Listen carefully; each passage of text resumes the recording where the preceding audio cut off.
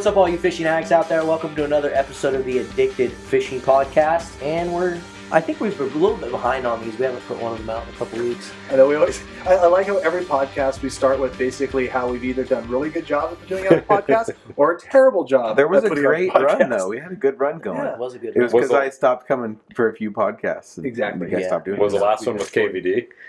No, we did. We've put out a couple since, and we did one with Brad's, the guys from Brad's. But you talk, so now we got to introduce you, dude. Why don't you introduce yourself? All right. Well, here I am. Matt Swainbank, Mustad Fishing. Cool, dude. Yeah. How long you been working for Mustad? A little over a year now. Yeah, it's been good. I'm a little behind the scenes, but I'm the guy who hopefully gets hooks in your local retailer. So cool. Yeah. How long do you plan on working for Mustad? Just kidding. We'll see. No, So obviously we met Matt through the relationship with Mustad, which, Matt, maybe talk a little bit on that. Like, talk about the Mustad and Addicted relationship and kind of how that, just your version of it. Yeah, I mean, we were talking off air a little bit just about what this podcast would be about, and I think it's really interesting, right? I mean, as many of you know, Mustad is the largest hook manufacturer in the world, without a doubt. I mean, we've been making hooks for almost 200 years. No one can come close to talking about that. Mustad also, we invented the hook bending machines, so the ability for anyone to actually package hooks and sell them to consumers, that really all came from Mustad Technologies, right? That's so cool. That's nuts. It is really cool, and we had those patents and those blueprints held tight, and those hook bending machines really still come from like our engineers back in the 1800s. It's still so much technology from back then. It's still used today. So we were just talking off air a little bit about like, wow, it's really cool that like Addicted is a part of this company that virtually created mass market fishing hooks for the world, right? And I think the big thing that comes to my mind is are so many businesses are regionally focused, right? Fishing, I would say, is hyper regionally focused. I manage a pretty wide area of the U.S. And it's so hard to know all the intricacies of every little region. It changes just by dude, it's totally insane how bad it can change from by the river to week. river. It could change by the week. Oh, yeah. It could change by the storm. It could change by like the time of day. Northern Oregon versus Southern Oregon versus Northern California. Everything's so different, right? Yeah. So for a company our size, it was just really exciting to lay witness to what Addicted was doing, because you guys are just so tapped in to the region, from your fan base, from all the addicts out there, from the guides you all work with. You guys are the experts in the field. We want to pride ourselves in being the experts in like the manufacturing process, right? So just from that aspect, it just goes really hand in hand in terms of building the relationship. Yeah, and what's cool about that is, if you guys were listening, he said a part of, and I like that he started it out like that, because when we work with any of the companies that we work with, we always try to make it like a straight up partnership. Sure. Like, we're working together to help each other grow and to help each other create cool fishing products or promote fishing products that we actually love to use. Yeah, I was right? gonna say, let's be honest. I go partnering up with Mustad, like you said, 200 years of the game, tackle manufacturing, hook manufacturing, and being as tapped in as we are, there's definitely changes to products out there that we have been partnered up with these guys to actually develop and actually create and make better, which then we get to catch more fish and use even more. Yeah. It's a true honor to get to tinker with that level of portfolio and catalog. Yeah. Can you make this one a little bit more like this one with that kind of point and that little thing right there? It's a hard business. I mean, we see changes, by the year in terms of how fisheries change, right? I mean, to throw out something different than what you guys talk about, in Southern California right now, it's a historic tuna fishing bite going on. The yellowfin and the bluefin. I mean, it's absolutely historic what's happening down there right now with the fish returns that we're seeing.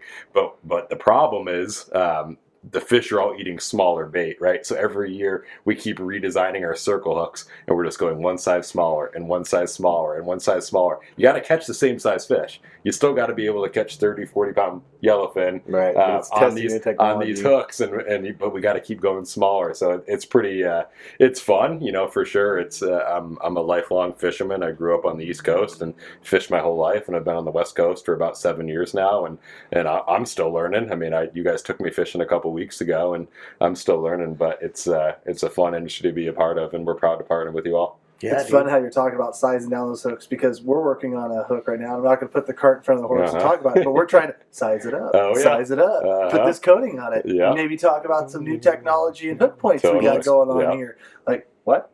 Like, that word came out of your mouth. But we're trying to size it up, adjust it, and having the ability to do that with, we're just not going to be able to do that with any other partner in the hook. Yeah, we are a fairly nimble supply chain. We do own every aspect of the production of our hooks, as opposed to some other companies out there. We do own from the full sourcing of the steel in Norway and Scandinavia to drawing that wire to actually bending those hooks to the packaging process. We own every single area of that supply chain, and we're sold in 160 countries. So it is a lot of work to make hooks that can work in all those regions. But the Northwest to us, at least, Mustad US, the Northwest to us is, we're all so passionate about it, just behind all the amazing fishing opportunities that are out here. And it's, I'm really happy to be here and be able to work with you all on it.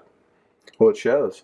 Yeah, good. Putting on our crap, it takes a lot to sit there. If you all know me, I'm always smiling, so I'm always happy, even if it's delivering bad news. Dude, we've been giving him so much that it's unreal. I don't even know how he's handled it. I'm smiling right now. He's still smiling right now. Still smiling. It's all good, man. We're talking about fishing, right? Let's be serious. Which we should talk a little bit about fishing. Yeah, I was going to say, shoot, the last time we went fishing, I think we went with KVD down a raft trip and filmed a couple of amazing Addicted Life episodes. And if you guys don't know, if you guys want to put a face to the name out there, if you're not watching on YouTube, you can go check out what episode number was that. It's KVD, Kevin Van Dam Part 2, Addicted Life. Yeah, just go to YouTube and type in Kevin Van Dam salmon fishing, and you'll find both the videos that we made. And there's a podcast with them, so don't miss that podcast episode, because that was one of my favorite to date that we've recorded. Obviously. Did you read his blog?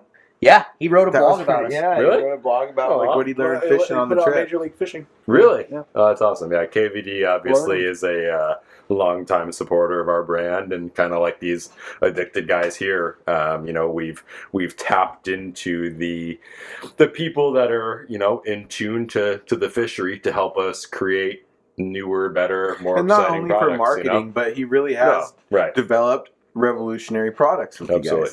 That's the neat part. You're not. That's kind of the blessing of having him here. Is he lays the foundation for that style of work in the industry. Where he is a professional and he's really good at what he does. And we don't sell a gimmick. Yeah. Right. Anything that we do, it's something that we do because we know that it's going to help us catch more fish.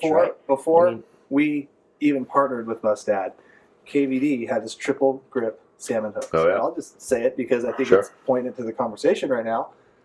But you do some stuff with some of those treble hooks, and you go out there and you guys do that 360 spinner fishing, and you're going to find your landing ratios going from 50% to 80%. Yep. So Mustad's been on our radar as far as a great quality product, cutting edge, something that actually helped us catch more fish that KVD developed. And literally, that was my first kind of real introduction when we were trying to find a better mousetrap to keep some of those damn salmon on the hook. And come to find out, that was it. And now we're partnered with Mustad, which is even better. It's pretty funny. I mean, we make, right now, I think we have 6,000 active part numbers that are sold in the U.S. for Mustad.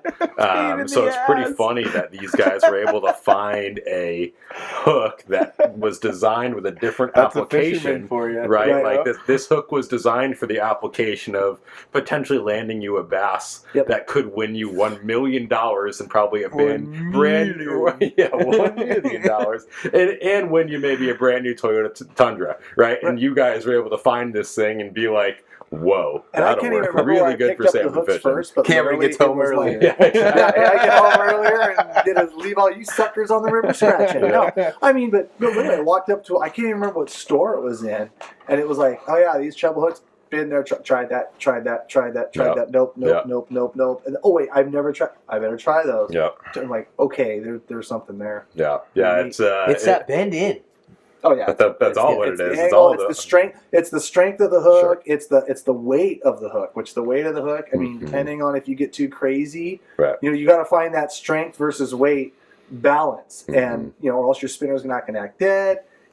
you're not going to get bit because it's just too gaudy. There's just too much back there, and there's some other factors to that too. But like I said, with the tolerances that you guys obviously have with your wires and your strength, and just like you said, you're building that hook from start to finish. You've incorporated new technologies, how sharp it is, the coatings, like it's the whole package, and that's what lands more salmon. Yeah, it's a fun time for sure. I won't lie and say it's not a stressful time, but it's a fun time for sure. I mean, and now we just need a fish to catch, right? Yeah, exactly. But I mean, just to be able to work with you all, and I mean, we have 7 new product families that are getting launched under the Addicted name this year. I mean, it's been super fun, and I mean, we're just we scratched the surface a little bit with the twitch and jigs this fall. And now we have winter steelhead to look forward to. So the other thing you have to look forward to is those walleye death spinner rigs. Yeah, because that is going to start happening. He's January, right? Is when he really starts fishing for them hard. It's February's peak spawn. But it's getting there above the dam.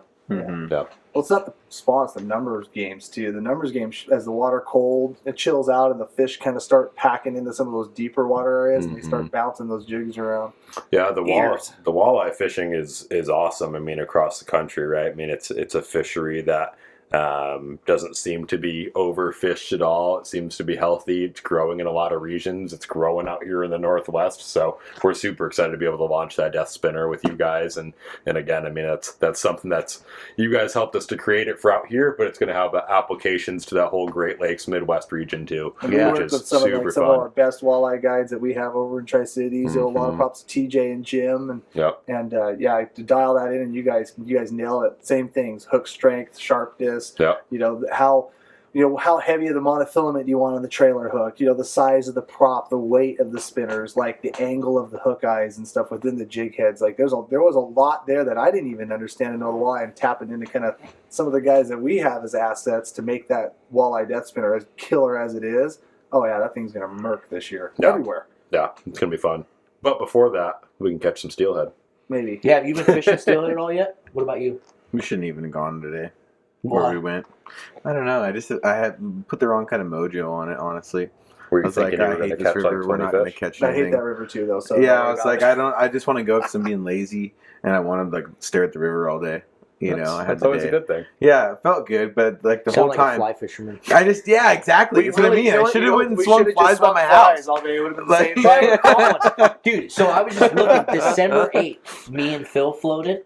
Last year, December 8th, the only fish we got, he got swinging a fly. I know. Oh, that's where we're gonna go Saturday, huh? Mhm.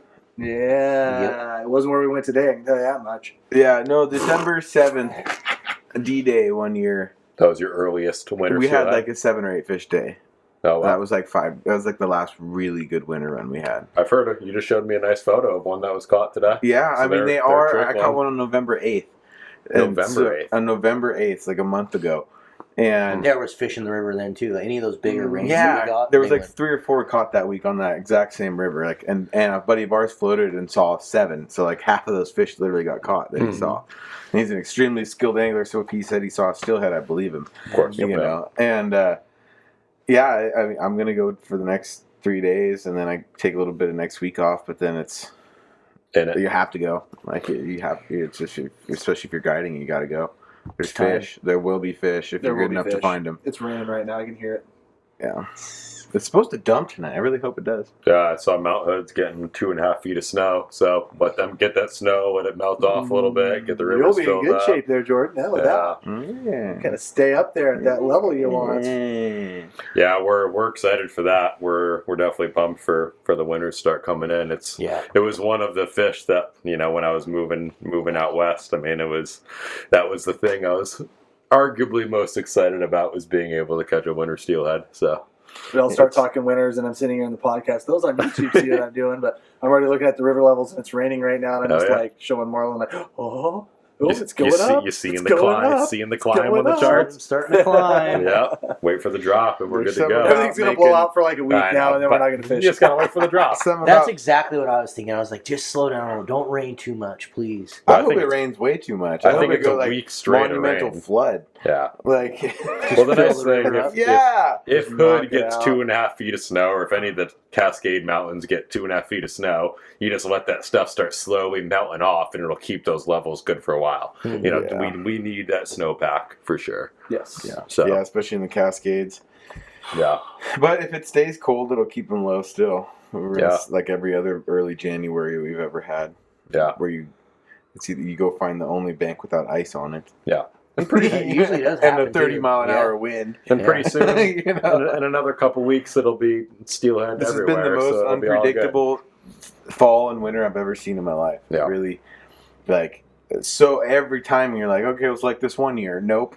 All right, well, we're going to see rain here. Nope. You know, driest November on record. The last 5 or 6 Novembers I can remember guiding, the river went to like 45,000 CFS at one point. Like, Right. And, what's, and, You know, and, and the other side of that coin is September was like one of the wettest Yeah. Septembers we've ever Yeah. had. I thought we were in for a like, great oh, we're end going to of get fall. punished. And then it dumped it all in September and then decided not to rain until mid-December. Yeah. And on top of that came with river closures and just like, oh yeah, okay, well that's okay. If the water stays low, we're going to go to this river. Nope.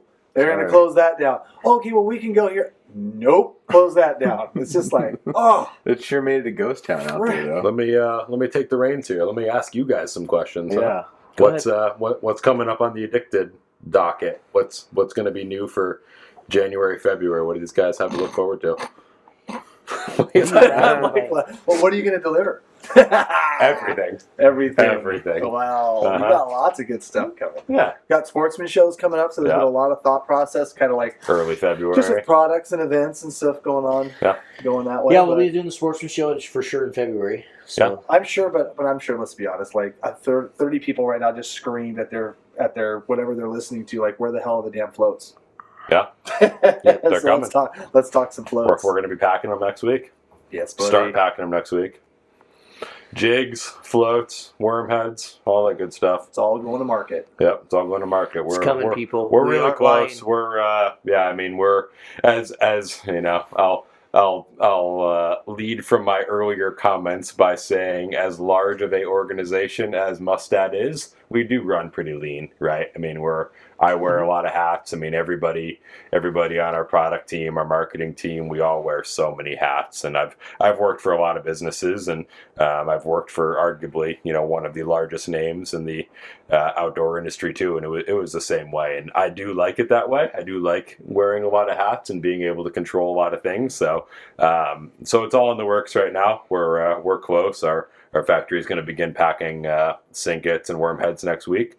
So you'll be seeing them in stores and online on Addicted's website Super soon. excited. It is really exciting. Yeah, it's I wonder if we could they're shout good out problems some to of the have, right? Shout out some of the stores that maybe you bought from you now. And Oh, if you yeah. are one of these buyers from the other stores and you Uh-huh. haven't bought, you might want to think about doing that. Yeah, Shout out we have- too, but I mean, we got good partners. We have obviously Sportsman's Warehouse, Fisherman's Marine, Bob's. I mean, where you guys all shop. Yeah. You can expect to see that. I think there's one other large scale retailer that'll be carrying that product soon. I won't name drop it yet. Don't put the cart in front of the horse, yeah, right? yeah. But you guys know who to expect us at.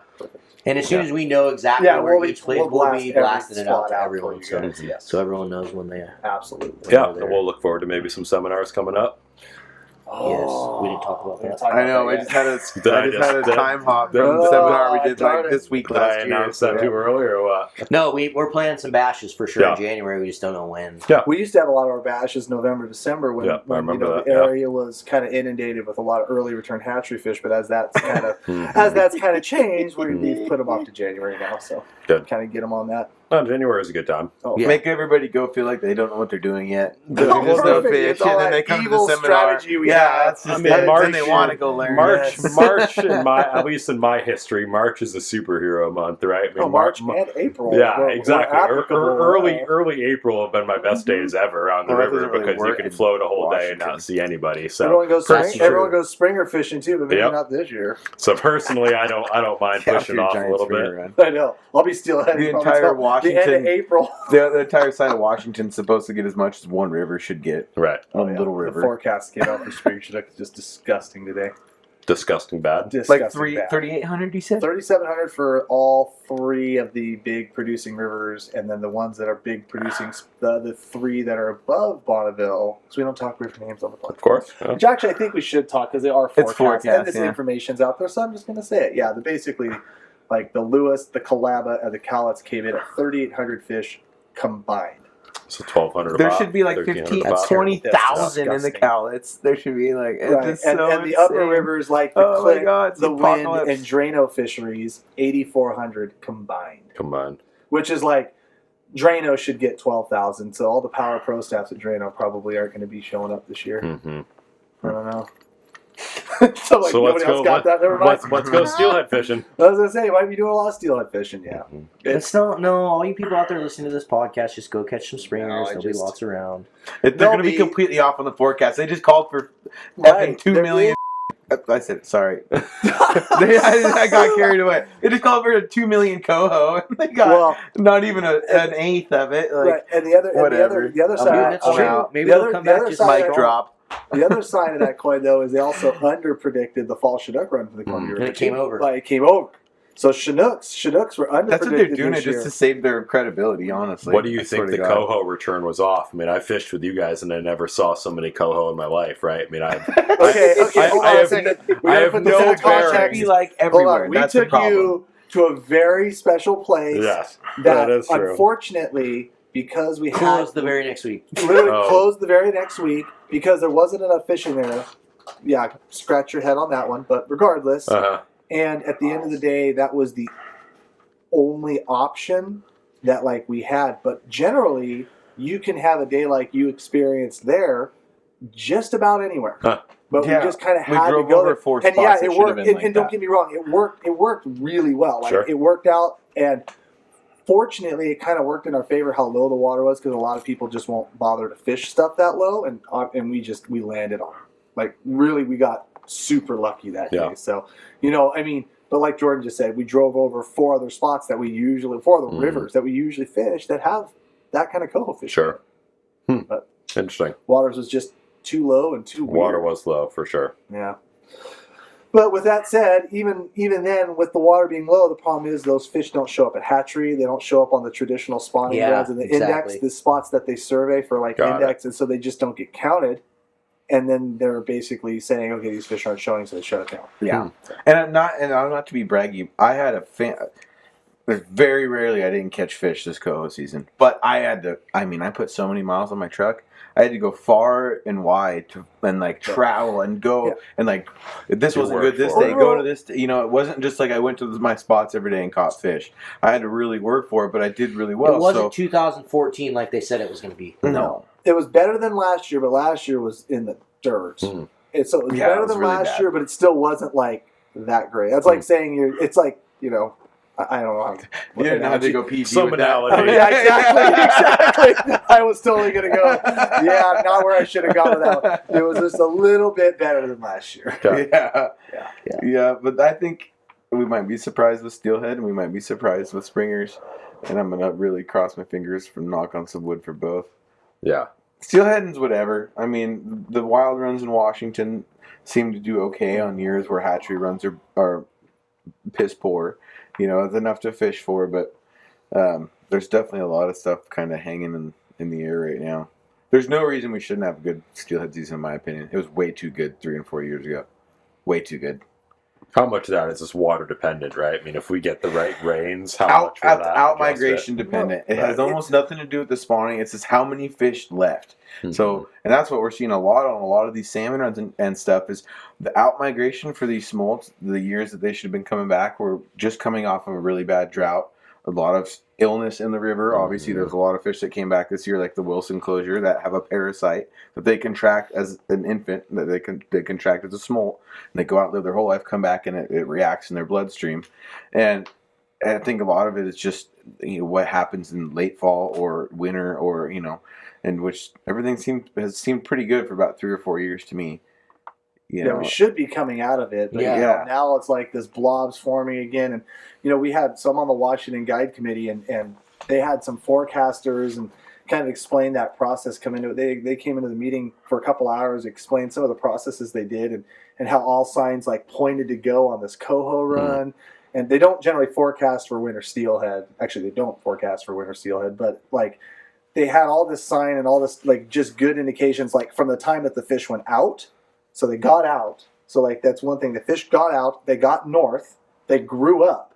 They were sampled strong. They were huge. It was literally from when the time those fish grew up and came back down south that they didn't survive. And so maybe, hopefully, like kind of go what you're saying, like maybe those smolts in that year, in that age class, did well. Like maybe they went out, and hopefully the steelhead just went somewhere else, which generally they do. They kind of broadcast out in the ocean. They don't tend to migrate like in the big pushes of fish like you see like coho and chinook do. Yeah, they kind of scatter. So maybe, hopefully, by just on the fact that they got out better, they'll come back better, because I really hope it didn't happen.